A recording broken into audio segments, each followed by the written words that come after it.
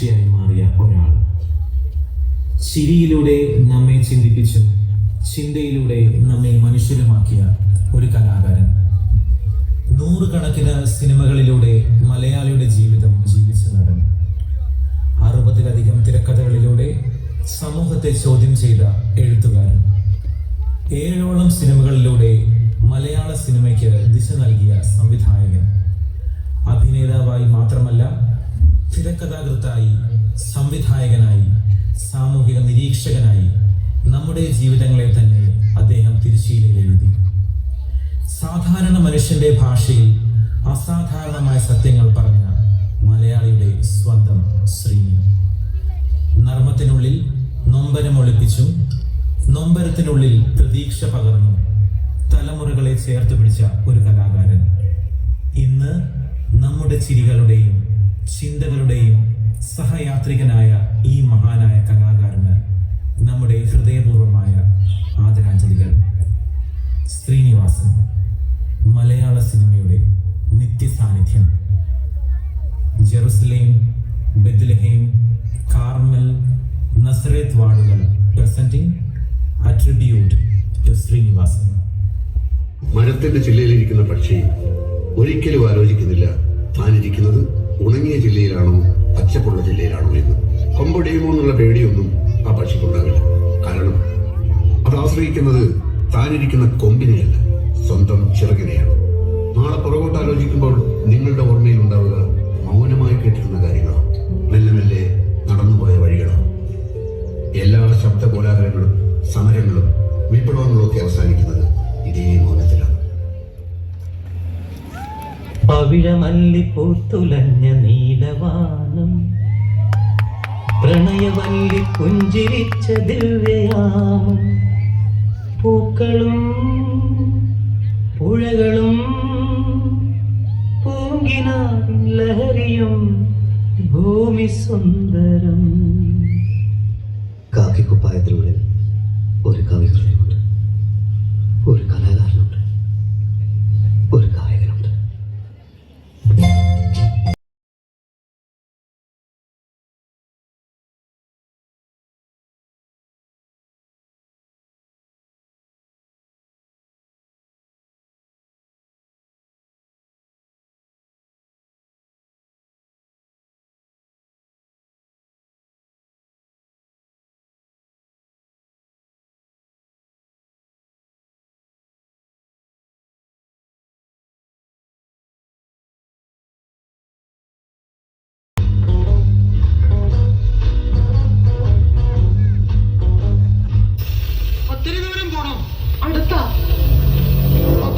കൂലിപ്പണിക്ക് പോവായിരിക്കും അല്ലയോ? എന്റെ പൊന്ന് ചേട്ടാ, ചേട്ടന് കഷ്ടകാലമാ. കണ്ണിച്ചോരില്ലാത്തവന്മാരാ പണിയെടുത്ത് ചേട്ടന്റെ നട്ടല് റബ്ബറാവും. അല്ല, പറഞ്ഞല്ലേ ഉള്ളൂ. ഇപ്പോഴാ ഞാൻ ശ്രദ്ധിച്ചത്, എന്റെയും ചേട്ടന്റെയും ശബ്ദം ഒരുപോലെ ഇരിക്കുന്നു. കായംകുളത്താ. ഓ, ചേട്ടന്റെ നാടെവിടാ? എന്റെ അച്ഛൻ പണ്ടവിടെ ചായക്കട നടത്തിയിരുന്നു.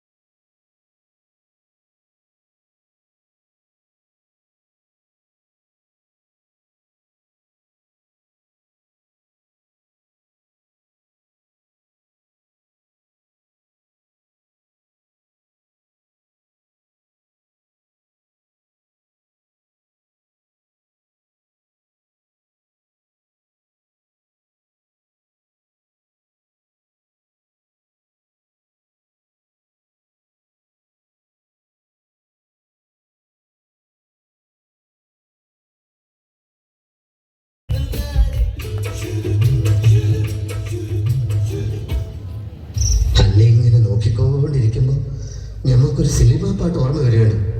രമസാനിലെ ചന്ദ്രികയോ അറബി പെങ്കൊടിയായകൻ പൂമ്പൊടി ആരിജ് ആരിജ് ആരിജ്. അങ്ങനെ എന്താണൊന്നും ഉണ്ടാകുന്നത്? നാണോ? അന്റെ ബെക്കോ നാണൊക്കെ മൊയ്തൂട്ടിക്ക് ഇന്ന് മാറ്റമുണ്ട്.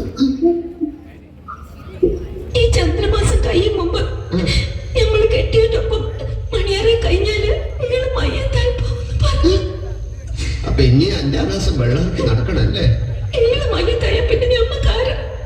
അത് നേരാ. ഒരു മുത്തം തരാൻ പാടില്ല എന്നൊന്നും അന്നുപ്പാപ്പ പറഞ്ഞിട്ടുണ്ടാവില്ലല്ലേ? നേരത്തെ തൊട്ട അപ്പം മയ്യത്താവുന്ന പറഞ്ഞേക്കണ കള്ള പന്നി.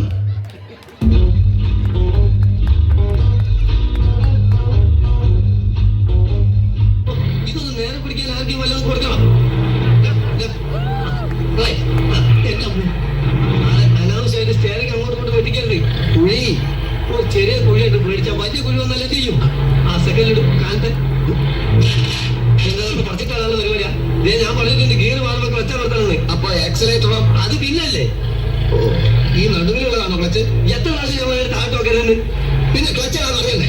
ക്ലച്ചുകളെ കാലിൽ ലെഫ്റ്റാണ് ഞാൻ പറഞ്ഞിട്ട്. ഓ, അത് ശരി. അപ്പൊ ക്ലച്ച് ഇടുമ്പോ ഗിയർ അമർത്തണല്ലേ? പണ്ടം കെട്ട ക്ലച്ച് കുഴിച്ചെടുക്കുമ്പോൾ ഗിയർ വെച്ചു എടുക്കണം. അപ്പൊ ബ്രേക്കോ? ബ്രേക്ക് ഇടുന്ന ചിലപ്പോൾ പണ്ടാറങ്ങിയ ശേഷം.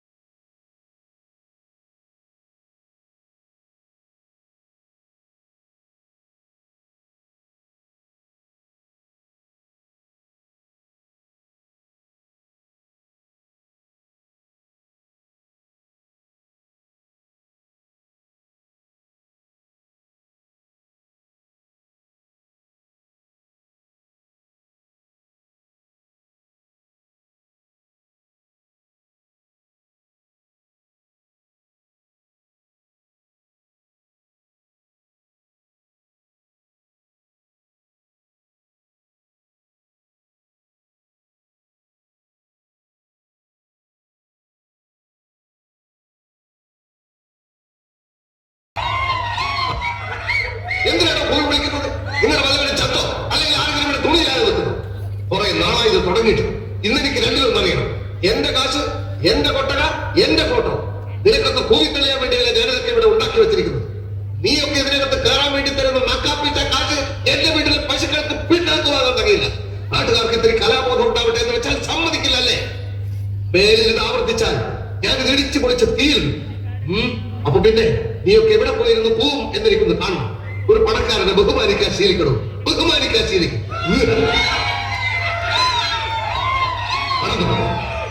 കോടി ജന്മം